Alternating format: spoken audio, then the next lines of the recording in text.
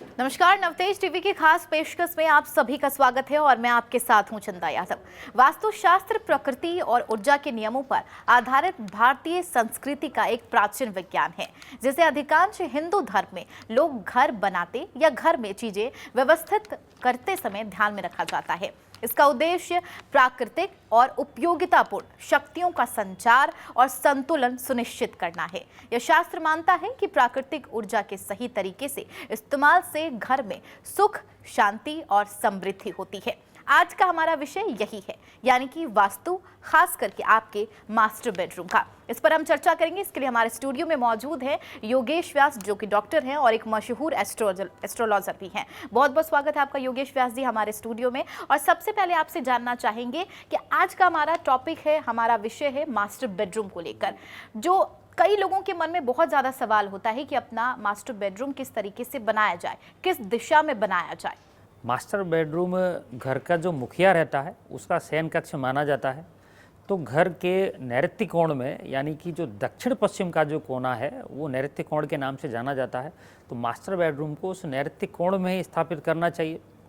Master bedroom बनाते वक्त आपको कई चीज़ों का ध्यान रखना होता है, जैसे कि आज सबसे ज़्यादा परेशानी देखने को मिलती है एक आईना, जो शीशा है वो लगभग हर कमरे में आज स्थापित कर दिया गया है। तो मास्टर बेडरूम में इसका होना भी लाजमी है। तो जब शीशा लगाया जाता है किसी भी कमरे में, तो शीशे की एक विशेषता रहती है कि वो एनर्जी को रिफ्लेक्ट करता है। तो मास्टर बेडरूम में जब शीशा लगा है, बेड के सामने लगा है, तो व्यक्ति को एक तो नींद आने में परेशानी देखने को मिलेगी, कई बार रात को नींद का टूटना और मानसिक स्थिरता में कमी आपको देखने को मास्टर बेडरूम में अगर शीशा लगा है तो देखने को मिलती है। एक प्रत्येक रूम के साथ में एक अटैच्ड टॉयलेट का भी आज एक चलन है। तो ऐसी स्थिति में हम देखते हैं कि मास्टर बेडरूम जो आपने नैऋत्य कोण में बनाया है, तो उसमें जो टॉयलेट है वो भी आपको नैऋत्य कोण में, यानी कि दक्षिण पश्चिम कोने में ही लेके जाना होगा।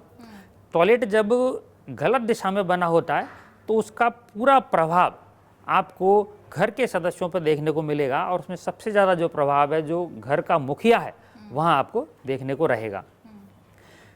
टॉयलेट के अंदर अक्सर आज बड़े बड़े शीशे लगाए जाते हैं। शीशे का काम, जैसे मैंने बताया, कि एनर्जी को रिफ्लेक्ट करने का है। तो जब टॉयलेट के अंदर विद्यमान नेगेटिव एनर्जी उसमें गोल घूमेगी, तो जब गेट को खोला जाता है तो एनर्जी टॉयलेट की मास्टर बेडरूम में आ जाएगी, और अगर वहाँ भी शीशा लगा हुआ है तो एनर्जी लगातार गोल गोल अंदर ही घूमती रहेगी। तो आपको मानसिक शांति में काफ़ी कमी देखने को मिल सकती है। बुरा प्रभाव उसका आगे जाकर पड़ता है, क्योंकि लोगों को शुरुआती तौर पर ये पता नहीं होता है। जब घर बनाया जाता है, जब नक्शा तैयार हो जाता है, तो कई लोग ऐसा नहीं है कि वो जाते हैं वास्तु या फिर एस्ट्रोलॉजर के पास और वो नक्शे को दिखाएं। और कई बार ऐसा होता है कि घर बनने के बाद ऐसी स्थिति उत्पन्न हो जाती है, इतनी नेगेटिविटी हो जाती है कि उन्हें घर तोड़ना तक पड़ जाता है। हाँ, तो ऐसी स्थिति में आपको ज़रूर जो मेजर प्रॉब्लम्स हैं उनके लिए घर में उन चीज़ों को हटाना आवश्यक रहता है।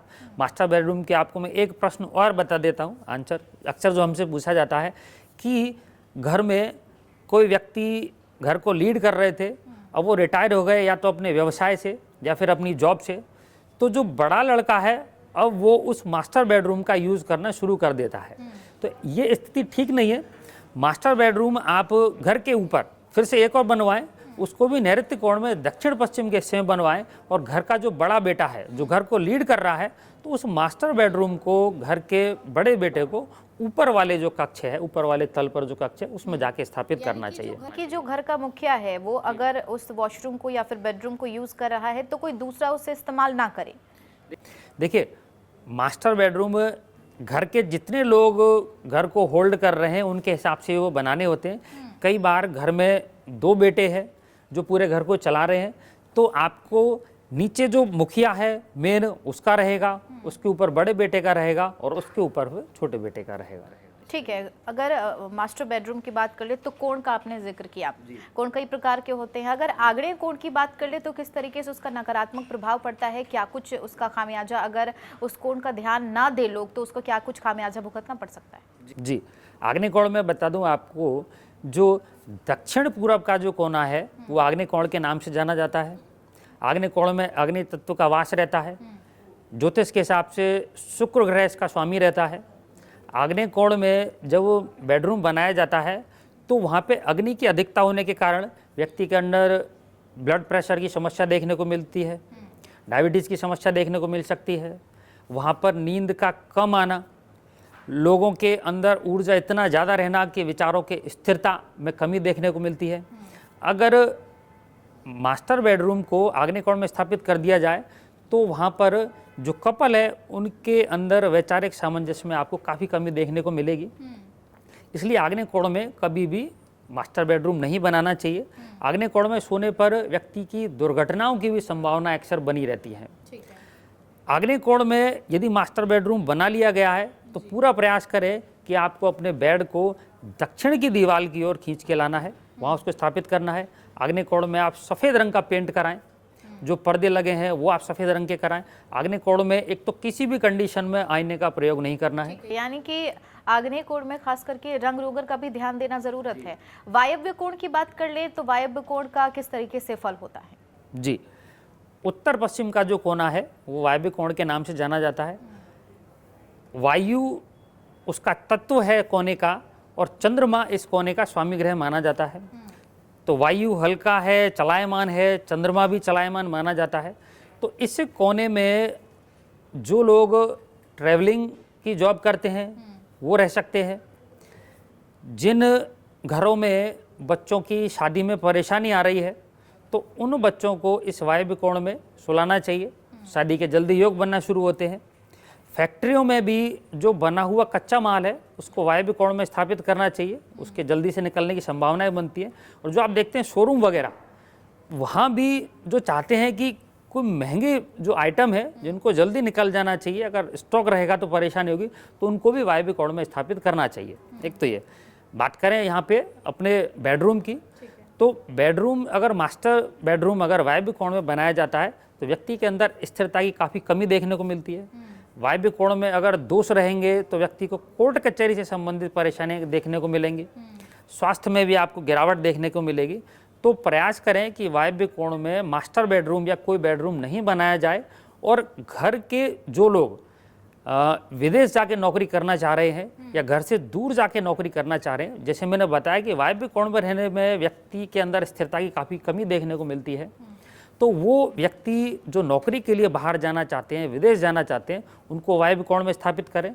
और जिनकी शादियों में परेशानी आ रही उनको वायव्य कोण में स्थापित किया जा सकता है। ठीक है योगेश जी, आग्नेय कोण, वायव्य कोण, दो कोण की हमने बात की, और ऐसे कौन से कोण होते हैं और किस तरीके से उसका प्रभाव होता है? वास्तु के अकॉर्डिंग 10 दिशाएं हैं, 8 कोण हैं। मेन हमने बात की है अभी तक मास्टर बेडरूम की नैऋत्य कोण में जाकर के, आग्नेय कोण की बात हो चुकी है, वायव्य कोण की बात हो चुकी है। अब बचता है ईशान कोण। जो उत्तर पूर्व का जो कोना है वो ईशान कोण के नाम से जाना जाता है। ईशान कोण को देव पूजन का कोना माना जाता है। यहाँ पर वास्तु पुरुष का जो वास्तु देवता है उनका सिर विद्यमान रहता है। तो ईशान कोण में एक तो कभी भी वास्तु दोष नहीं होना चाहिए। ईशान कोण को आप हल्का बना के रखें, साफ सुथरा बना के रखें, क्योंकि अगर यहाँ वास्तु दोष रहते हैं तो घर में आपको बहुत सारी परेशानियां देखने को मिलेंगी। ईशान कोण में मैरिड कपल को अपना बेडरूम कभी नहीं बनाना चाहिए, या घर के वो लोग जिनकी शादी हुए काफ़ी समय हो गया लेकिन वृद्धावस्था में नहीं पहुँचे तो उनको भी वहाँ पे बेडरूम नहीं बनाना चाहिए। ईशान कोण में जब बेडरूम बनाया जाता है तो संतान की प्रगति को लेकर परेशानी देखने को मिलती है, आर्थिक समस्या देखने को मिलती है, क्योंकि जो ईशान कोण है वो देव पूजन का कोना है, वो वहाँ पर उसको बेडरूम बनाना शुभ नहीं माना जाता है। ईशान कोण में आप बच्चों का बेडरूम बना सकते हैं, या वो लोग जो अध्यात्म से जुड़े हुए हैं और एक उम्र के बाद में वानप्रस्थ आश्रम में जा चुके हैं तो वो लोग ईशान कोण में जाके स्थापित हो सकते हैं। बाकी के जो कपल हैं उनको ईशान कोण में अपना बेडरूम नहीं बनाना चाहिए। उसको धन को लेके, मानसिक शांति को लेके, आर्थिक समस्याएं हमको देखने को मिल सकती हैं। ठीक है, मेरा अगला सवाल भी कपल से रिलेटेड था कि अगर बात कर ले कपल के बेडरूम को लेकर, तो उन्हें वास्तु को लेकर अपने बेडरूम का किस तरीके से ध्यान रखना चाहिए, कैसा होना चाहिए, कौन सी दिशा में होना चाहिए, और ऐसी कौन सी चीज़ें हैं जो उनके बेडरूम में नहीं होनी चाहिए? देखिए, न्यू कपल को लेके कई बार ये चीज़ें देखने को मिलती हैं कि भाई घर का एक कमरा है काफ़ी समय से खाली है, तो बच्चे की शादी हो रही है, इस कमरे में बच्चे को शिफ्ट कर दिया जाए, तो न्यू कपल को भी घर के नैऋतिक कोण में यानी कि दक्षिण पश्चिम कोने में स्थापित किया जाए तो काफ़ी ठीक रिजल्ट देने वाला माना जाता है। न्यू कपल को आप वायव्य कोण में स्थापित नहीं करें, क्योंकि नई शादी हुई होती है और वायव्य कोण का जैसे तत्व बताया कि स्थिर नहीं होता है, तो वहाँ न्यू कपल के सामंजस्य में परेशानी देखने को मिलती है। न्यू कपल को आप नैऋतिक कोण में स्थापित करें, उनके कमरे में जाले, सीलन, पुराना पेंट, ये व्यवस्था नहीं होनी चाहिए। न्यू कपल को किसी भी कंडीशन में, जैसे मैंने बताया कि ईशान कोण में कभी भी नहीं रखना चाहिए, क्योंकि ईशान कोण देव पूजन का कोना है। वहाँ न्यू कपल अगर रहते हैं, एक तो वहाँ पर आपको संतान में परेशानी मिलेगी, काफ़ी समय तक संतान की उत्पत्ति नहीं हो पा रही है, ईशान कोण से आपको उनको हटाना होगा। कई बार देखने को मिलता है कि ईशान कोण में न्यू कपल के रहने पर जो कन्या संतान है उसकी अधिकता आपको देखने को मिलेगी। जो लड़का है, जो मेल चाइल्ड है, उसकी आपको परेशानी देखने को मिलेगी।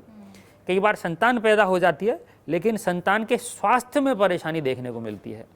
तो न्यू कपल का जो बेडरूम है वो ईशान कोण में नहीं बनाना चाहिए। आगे चलें कि न्यू कपल का बेडरूम कभी आग्नेय कोण में भी नहीं बनाना चाहिए। आग्नेय कोण में अग्नि तत्व का वास रहता है, तो वहाँ उनके आपसी सामंजस्य में काफ़ी परेशानी देखने को मिलती है। और ऐसे कई उदाहरण हमने व्यक्तिगत देखे हैं कि आग्नेय कोण में बेडरूम है, आग्नेय कोण में दोष भी है, आईना भी है, वहाँ पे टॉयलेट भी है, तो ऐसे कपल के कोर्ट केस कचहरी तक भी पहुँचने की संभावनाएं हमने व्यक्तिगत देखी हैं। तो इनको आग्नेय कोण में भी स्थापित नहीं करना चाहिए। ठीक है, यानी कि कपल को खास तौर पर इन तमाम बातों की, छोटी छोटी बातों का ध्यान रखना बहुत जरूरी है। ऐसे में अगर बात कर ले, हमने मास्टर बेडरूम की बात करी, जाहिर सी बात है इसमें सोने को लेकर बहुत लोगों के मन में सवाल होता है कि कौन सी दिशा में अपने बेड को रखा जाए, कौन सी दिशा में सोना सही है या फिर गलत है, और अगर कौन सी दिशा में सोते हैं जिससे गलत प्रभाव पड़ सकता है। सोने को लेकर हमारे पास भी बहुत सारे प्रश्न आते हैं। तो सोने के लिए जो बेस्ट जो दिशा है वो दक्षिण दिशा मानी जाती है। दक्षिण दिशा में सोने से धन की प्राप्ति होती है। तो घर के जितने भी बुजुर्ग लोग हैं या वो लोग जो व्यवसाय से जुड़े हुए हैं, उनको दक्षिण दिशा में सिर करके सोना चाहिए। जो लोग अध्यात्म से जुड़े हुए हैं या जो अध्ययन और अध्यापन से जुड़े हुए हैं, उनको पूर्व दिशा में सिर करके सोना चाहिए। पश्चिम दिशा का जो स्वामी है वो शनि ग्रह है, तो पश्चिम दिशा में सिर करके सोने पर व्यक्ति के अंदर स्थिरता की कमी देखने को मिलती है, मानसिक परेशानियां बहुत सारी देखने को मिलती हैं। और उत्तर दिशा में सोने पर व्यक्ति को नींद नहीं आती है, बार बार नींद खुलती है। और साइंस भी ये बोलता है कि उत्तर दिशा में सिर करके सोने पर आपको एक लंबे समय के बाद जो मस्तिष्क है उससे संबंधित आपको बीमारियां, बहुत सारी बीमारियां आपको देखने को मिल सकती है। तो सोने के लिए जो बेस्ट है वो दक्षिण दिशा है, और सेकंड नंबर पे आप पूर्व दिशा का प्रयोग कर सकते हैं। ठीक है, ऐसे में सोने की दिशा, और अगर बेड की डायरेक्शन की बात कर ले तो उनकी दिशा भी क्या अलग तरीके से होनी चाहिए, पूरब, दक्षिण, पश्चिम की बात कर ले तो? बेड की डायरेक्शन को लेकर मैं आपको कई सारी चीज़ें बता देता हूँ कि घर बनाते वक्त पूरा प्रयास करें कि आपका जो सिर है, जो बेड है, उसको दक्षिण की दीवार पर आपको लगाना है। आजकल ये चलन चला हुआ है कि बेड को फिक्स कर दिया जाता है। फिक्स अपने को बेड को नहीं बनवाना होता है, आपको बेड अलग ही रखना है।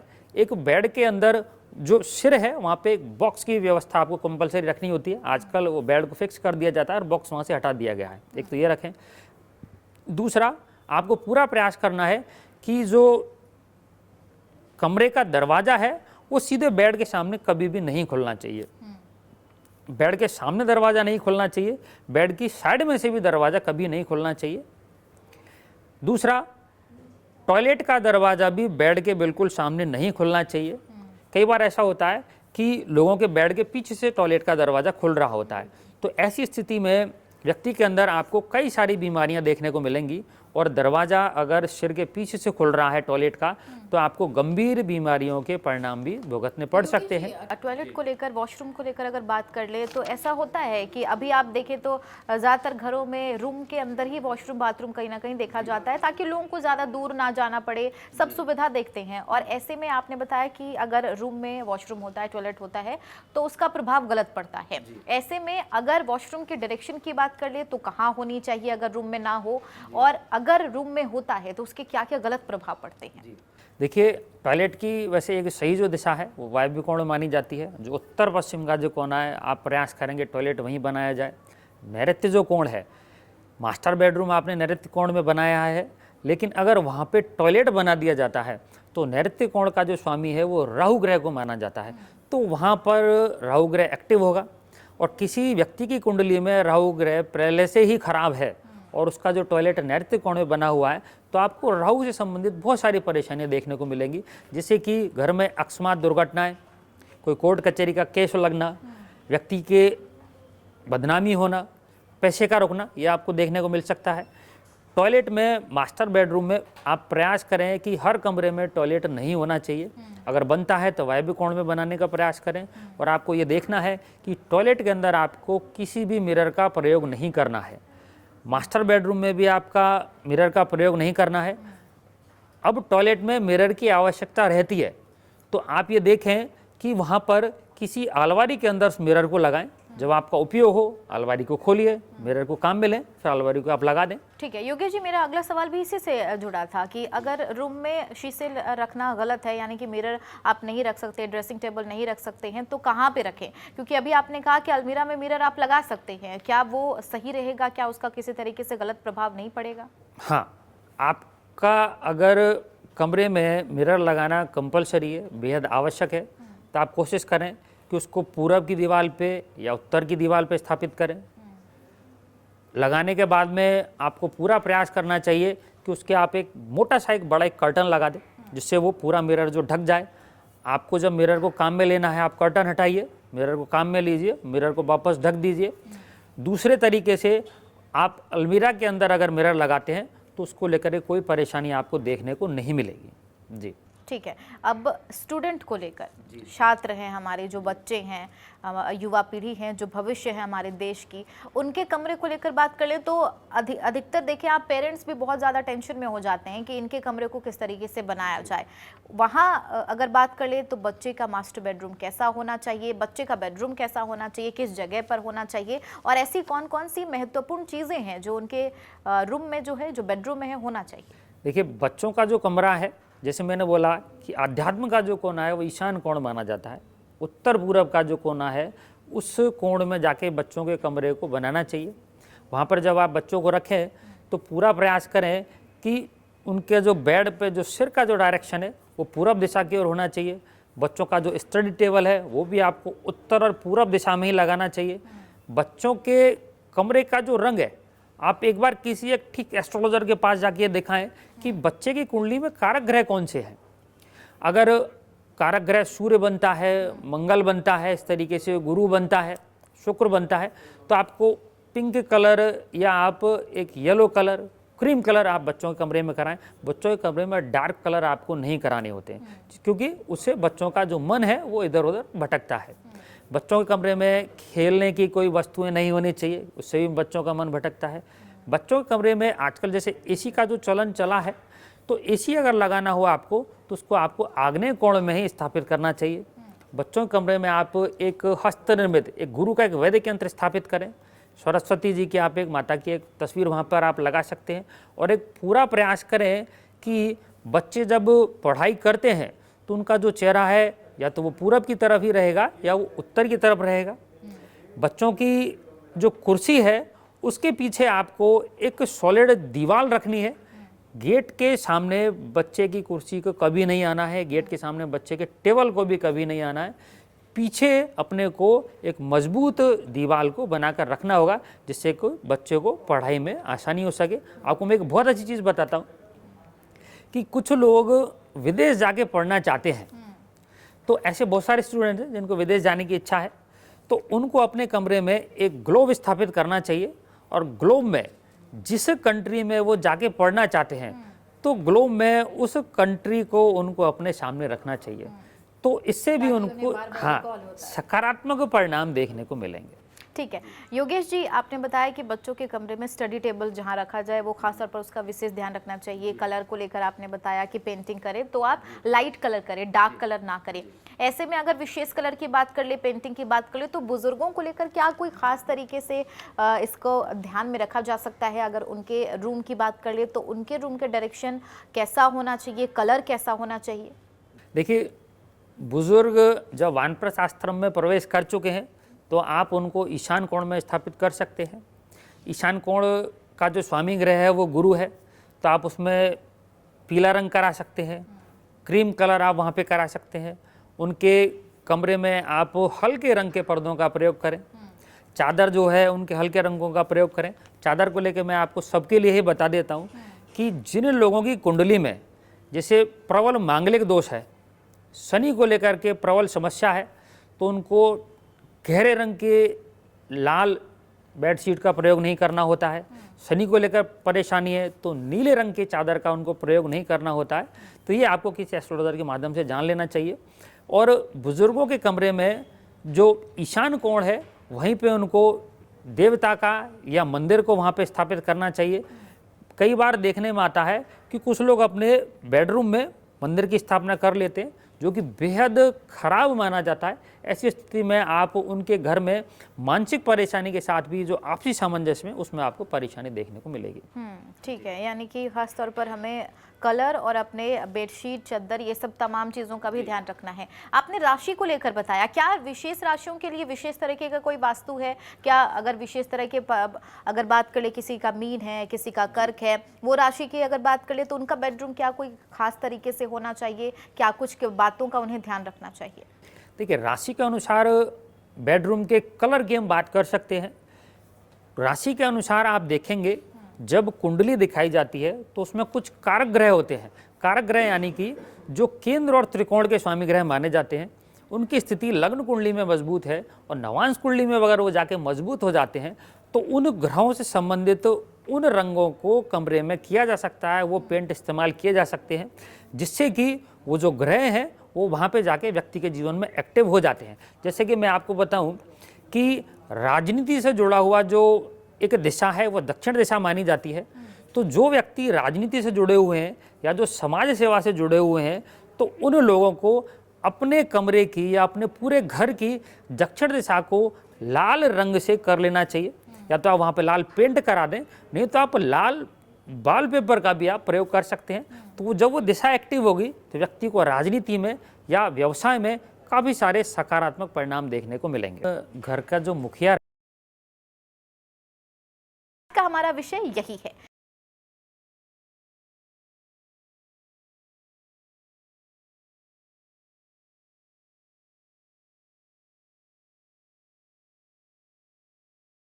किस दिशा में बनाया जाए।